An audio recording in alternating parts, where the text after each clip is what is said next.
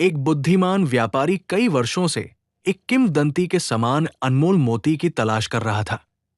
उसकी यात्रा कठिन और चुनौतीपूर्ण थी। व्यापारी ने तैयारी की और समुद्र में गोता लगाया। गहरी गुफा में पहुंचकर उसने उस विशाल सीप को देखा। समय समय पर वो हल्का खुलता और मोती की एक झलक दिखाई देती। जैसे ही व्यापारी ने उसे लेने की कोशिश की, सीप कसकर बंद हो गया। लगभग उसका हाथ फंस ही गया। लेकिन व्यापारी निराश नहीं हुआ। उसने एक वृद्ध मछुआरे से सलाह ली। वृद्ध ने कहा, मोती एक विशाल सीप के अंदर है जो इसे आसानी से नहीं देगा। केवल वही व्यक्ति इसे प्राप्त कर सकता है जो इसकी वास्तविक कीमत समझता है। लेकिन वो हताश नहीं हुआ। वो सतह पर लौटा और वृद्ध की बातों पर विचार करने लगा। उसे एहसास हुआ कि केवल बल प्रयोग या जल्दबाजी से मोती नहीं पाया जा सकता।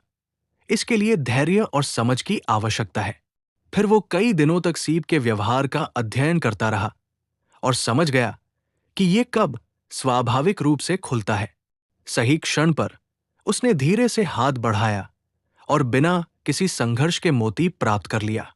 वापस लौटने पर वृद्ध मछुआरा शांत मुस्कुराया और कहा, मोती का असली मूल्य केवल उसकी सुंदरता में नहीं है, बल्कि ज्ञान और धैर्य में है।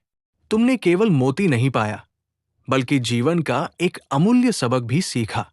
व्यापारी ने समझ लिया कि मोती उसके लिए महत्वपूर्ण था, लेकिन असली धन वो शिक्षा और परिवर्तन था जो उसने इस यात्रा में प्राप्त किया।